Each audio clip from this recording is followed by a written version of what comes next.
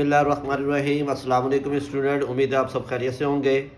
Class 9 chapter number 9 है thermal properties of matter, और जो है इसका आज हम सेक्शन एमसीक्यूज़ करेंगे। सेक्शन है एमसीक्यूज़, और इसमें जो फर्स्ट एमसीक्यूज़ दी है, और फर्स्ट एमसीक्यूज़ में जो लिखा हुआ heat is the form of dash. अब इसमें 4 ऑप्शन दिए हुए हैं कि हीट जो है वो किसकी फॉर्म में आती है।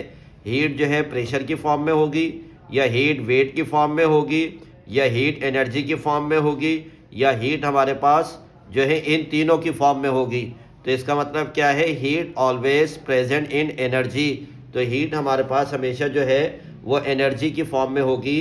तो कुछ ये फर्स्ट एमसीक्यूज़ का ऑप्शन सी जो है ये इसका आंसर आ गया। फिर स्टूडेंट हमारे पास है MCQs number 2, heat capacity is the product of mass and. Heat capacity जो है प्रोडक्ट है किसका, मास और। अब इसके अंदर लिखा हुआ है boiling point, freezing point, energy, या स्पेसिफिक हीट ऑफ मटेरियल। अब हमारे पास जो है हीट कैपेसिटी प्रोडक्ट है किस किस का, मास और स्पेसिफिक हीट ऑफ मटेरियल। तो ये हमारे पास सेकंड का जो ऑप्शन आएगा वो हमारे पास ऑप्शन डी आ जाएगा। फिर स्टूडेंट हमारे पास एमसीक्यूज़ नंबर 3 है, the amount of heat needed to convert a substance from liquid to gas is called.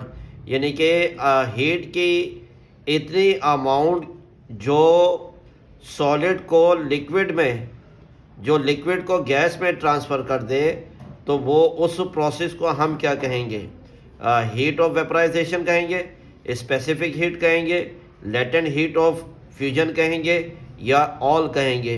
तो जब भी हमारे पास सब्सटेंस लिक्विड से गैस की तरफ कन्वर्ट होता है, तो जिस अमाउंट ऑफ हीट से कन्वर्ट होता है उस प्रोसेस को हम क्या कहेंगे, heat of vaporization, liquid to gas. तो इसका हमारे पास एमसीक्यू 3 का हमारे पास ऑप्शन ए आएगा। फिर नंबर 4 है, thermal energy transferred required per unit mass to increase the temperature by 1 degree Celsius 1 kelvin is called dash. अब हमारे पास थर्मल एनर्जी जो है, थर्मल कहते हैं हम हीट को, इसका मतलब हीट एनर्जी हम ट्रांसफ़र कर रहे हैं किसी भी ऑब्जेक्ट को, तो उस ऑब्जेक्ट का जो टेम्परेचर है इंक्रीज़ होगा कितना, 1 डिग्री सेल्सियस 1 केल्विन सेल्सियस। तो इस प्रोसेस को हम क्या कहेंगे, latent heat of vaporization, specific heat of capacity, latent heat of fusion, या थर्मल कैपेसिटी। तो हम क्या कहेंगे इसको, स्पेसिफिक हीट कैपेसिटी। यानी कोई भी ऐसा सब्सटेंस जिसको हम हीट दे रहे हैं और वो हीट 1 डिग्री सेल्सियस एब्जॉर्ब करे, या 1 डिग्री सेल्सियस उसके टेम्परेचर में चेंज आए, तो या 1 केल्विन डिग्री उसका 1 केल्विन जो है वो चेंज आए, तो उस प्रोसेस को हम क्या कहेंगे, स्पेसिफिक हीट कैपेसिटी। तो 4 का हमारे पास स्टूडेंट आ जाएगा ये B option. A fix temperature at which a pure liquid boils is called. यानी फिक्स टेम्परेचर पर जो प्योर लिक्विड जो बॉयल होता है उसको हम क्या कहेंगे, मेल्टिंग पॉइंट है, फ्रीजिंग पॉइंट है, बॉइलिंग पॉइंट है, या बोथ ए एंड बी है। तो वाटर जो प्योर वाटर या लिक्विड जो है वो बॉयल होता है, वो कौन से पॉइंट पर होता है, वो बॉइलिंग पॉइंट पर होता है। तो हमारे पास 5 का ये आ जाएगा, ऑप्शन सी आ जाएगा। फिर हमारे पास 6 है, the melting point of ice eight normal atmospheric pressure is. यानी कि आइस का जो मेल्टिंग पॉइंट है और नॉर्मल एटमॉस्फेरिक प्रेशर पर उसका टेम्परेचर कितना होगा, 0 डिग्री सेल्सियस है, 0 केल्विन है, 100 डिग्री सेल्सियस है, बोथ ए एंड बी। तो इसका हमारे पास कौन सा आएगा, वो ऑप्शन सी आ जाएगा, 6 का सी आ जाएगा स्टूडेंट हमारे पास। अब हमारे पास है इसका नंबर 7 है, थर्मल एनर्जी यानी कि heat energy transfer required to change a solid into liquid without change is temperature is called. यानी कि हीट एनर्जी जो हम दे रहे हैं सॉलिड को दे रहे हैं, और वो सॉलिड जो है वो लिक्विड की स्टेट में चेंज हो रहा है, लेकिन विदाउट इस temperature, without changing its temperature is called. बग़ैर टेम्परेचर के चेंज किए हुए सॉलिड जो है लिक्विड की स्टेट में आएगा, तो इस प्रोसेस को हम क्या कहेंगे, लेटेंट हीट ऑफ फ्यूजन कहेंगे, लेटेंट हीट ऑफ वेपराइजेशन कहेंगे, लेटेंट हीट ऑफ बॉइलिंग कहेंगे, या स्पेसिफिक हीट कैपेसिटी कहेंगे। इसके अंदर क्या कहेंगे, लेटेंट हीट ऑफ फ्यूजन। तो 7 का ऑप्शन ए है।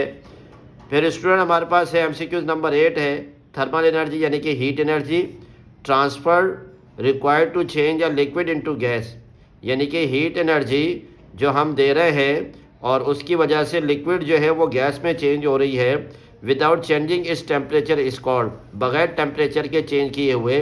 तो इस प्रोसेस को हम क्या कहेंगे? Latent heat of freezing, latent heat of vaporization, latent heat of boiling या लेटेंट हीट ऑफ मेल्टिंग। तो हमारे पास आ जाएगा 8 का बी पॉइंट। जब भी कोई लिक्विड गैस में चेंज होगा with the help of thermal energy लेकिन without changing its temperature, this process is known as latent heat of vaporisation.